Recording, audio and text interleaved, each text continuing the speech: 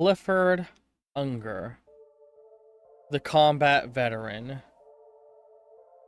A man who has what I would argue is the most tragic story in all of Death Stranding, and a man who can tell us a lot more about what BTs are and how they work. But before we can get to that, we need to discuss how he became a BT himself. We need to talk about his history.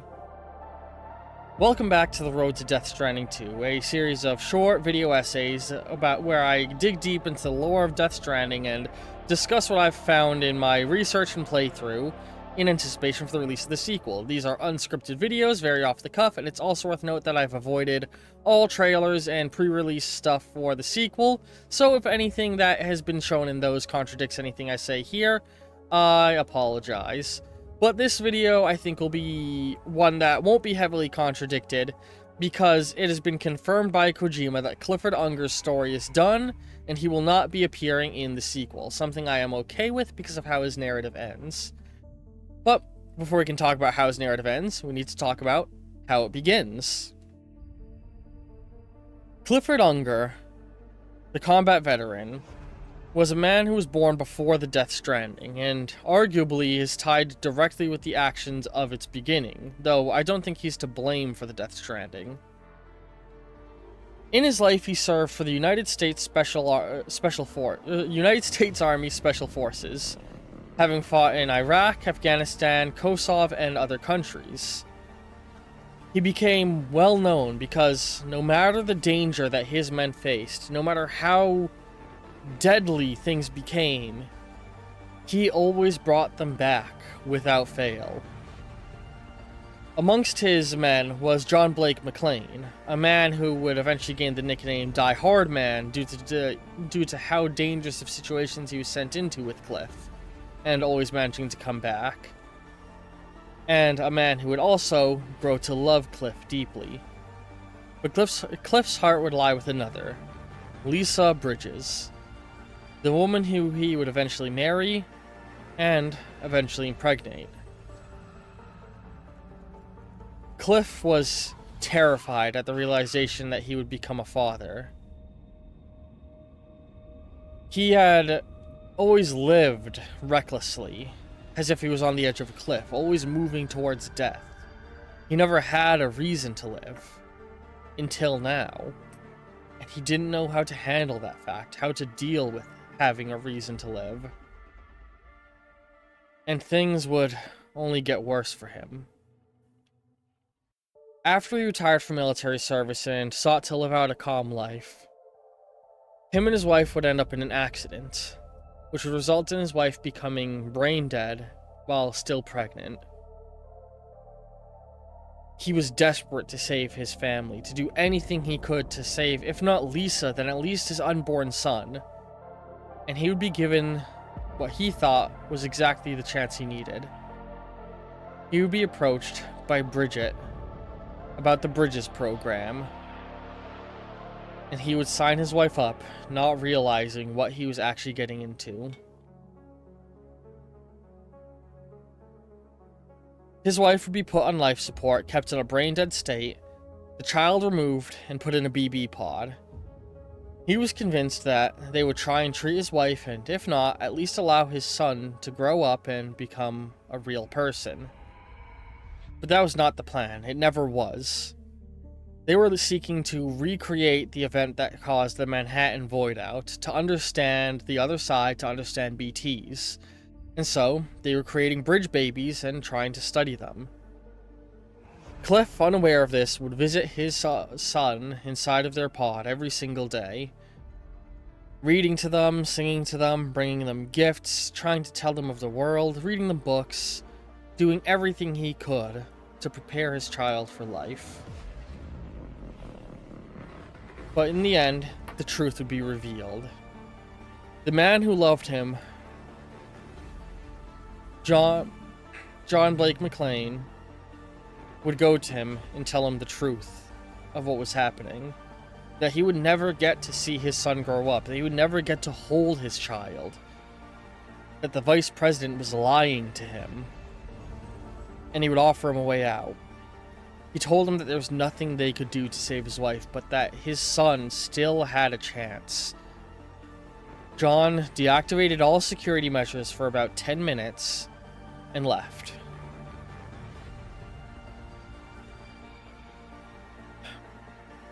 Clifford, in that moment, took a gun, put a silencer on it, and executed his wife for taking his unborn child's pod and attempting to escape.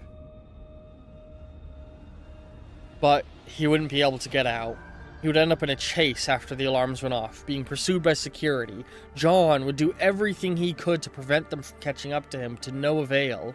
And eventually Clifford would get chased right back to the room he began his run in, the room with his wife. He would find himself sat down, cornered, and he would open up to his unborn child, discussing his fears, the fact that he was never ready to be a father and was so scared, but that he understood his son was something special, his bridge to the future. And little did he realize that was true in so many more ways than he could ever know. Security would bust down the door, and in the end, it would be the vice president herself, Bridget, who would kill him. But upon firing the shot, she failed to realize that Cliff had taken Sam, his son, out of the pod. He fired on him with the gun and killed both of them with a single shot that ran through both their stomachs. This is where things get strange for Cliff's story, because it is not the end, but merely the beginning of the final chapter. In the beach, time runs strange. If you went from our world to the beach, which there are several ways of doing this, there's no telling when you will show up. If you go once, then go a second time, your second visit could happen after your first, before your first, or even at the same time as your first visit. There is no time in the beach, so all time kind of exists at once. It's almost quantumly entangled to be there. And so Clifford would find himself lost in time on the other side. Many people at this point would move on to the other side, to whatever comes after the beach, but Clifford refused. He wanted his BB. He wanted his son. And while he would go looking for them, he wouldn't find them, because Amelie, on the other side, had already taken them, revived the child, and sent them back as the first repatriate, in beginning the Death Stranding by thinning the walls between the living and the dead. Now, it is my belief that this is the event that would give Clifford's BT the unique powers that they had. Clifford gained the ability to reach into the other side, to manipulate timefall and create supercells to pull things from the other side to the beach. And I think this is because of the bond he held with Sam. See, Sam is a repatriate. He exists between the world of the living and the dead, can never fully die. And I think in the same way, Clifford can never fully come back, but can still touch the other side. The two of them even share the same scar. A scar similar to a cesarean section scar running across their stomach. A scar representing their bond.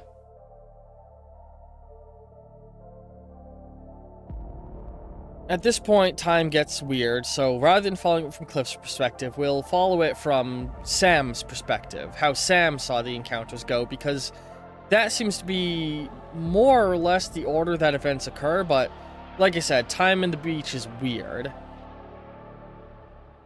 And before we talk a bit more about the story, let's talk about the beach and BTs a little more. We get this implication in the form of the battlefields that sections of the beach can be scarred, irrevocably changed by the actions that occur in the living world, if enough people die at once. This is seen in the creation of battlefields that replicate famous war zones where people died. We also see, where mass amounts of people died, I should say. We also see that BTs can take multiple forms. Something we will have already seen up to this point in the form of things like, you know, thin and fat BTs, eventually seeing red BTs and baby BTs and the monstrous BTs. But we also see two new forms of BT. The skeletal soldiers, remnants of those who died in war, and Unger, a BT that maintains its human form. As far as we see, he's wholly unique, one of a kind. But there's a lot of reasons that could be. Maybe it's his drive to go on living, maybe it's his drive to find his son, or maybe it's his connection to his son and his connection to the ability to create supercells and his connection to the extinction entity. It's unclear, and I'm unsure how many of these questions will be answered in the sequel, if any. But Clifford would end up in this enraged state. He would constantly reach through to the other side, creating supercells and trying to pull his son through. And he would succeed, yanking Sam from the world of the living to the world of the dead. But he would misunderstand. He would assume that Lou was Sam, that Lou was his BB, his son. But that's not the case. Sam was his son. And eventually, in the final battle, in the echo of the Vietnam War on the beach, he would realize the truth, that Sam was his kid, and he would try to tell him this, but the message would get muddled. Not make it through to Sam.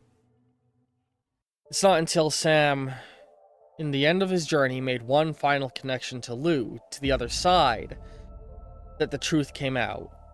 And we'd see the full creation of the Death Stranding, of Sam's repatriate ability, of Unger's wrathful BT, that we would see the events of his death play out. And we would hear the full speech that Clifford had desperately tried to give to his son. And his spirit would stand up and speak to Sam. Tell him who he was, what they were. Explain to him that Sam was his bridge to the future. Explain their connection. And then he would finally get to move on, because he would see that his son got exactly what he wanted. A full life. Clifford is a tragic individual. Everything he ever wanted was ripped from him, but in the end, he did get to see that what he wanted came to fruition, that his son got a life.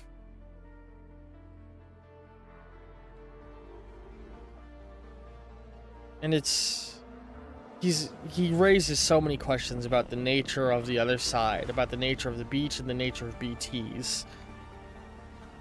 And with the next game being called On the Beach, I wonder how many more questions we'll get and how many answers we'll get.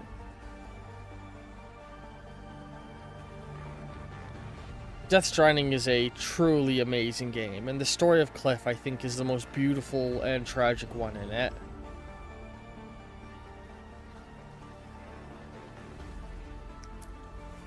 And as far as thoughts of how this will affect the sequel, well, I can't really think of anything to say. We've gotten it confirmed from Kojima directly that Clifford won't be appearing in the sequel and his story is done, but I wonder if we'll see other BTs like him. BTs that take a more human form and have higher intelligence. After all, we have the 5 mysterious figures that were seen floating in the distance multiple times in the game and on the posters. So many questions about the beach that I can't wait to see answered once we're there on it. But yeah, I hope you've all enjoyed this episode of Road to Death Stranding 2. Another episode should be coming out tomorrow. And in this episode, we will be going over... Looking at my notes here. I think the next episode will have us going over... I'm just looking at the characters we have discussed and who we still need to discuss. Yeah, I think the next characters we're going to discuss are Bridget and Amelie, the extinction entity. This one, I think, is going to be the hardest one, because, man, is it hard to understand what the hell she was doing for most of the game. Hope you've all enjoyed this episode. End cards will be appearing in just a moment. Love all you very, very much, and that's all for now.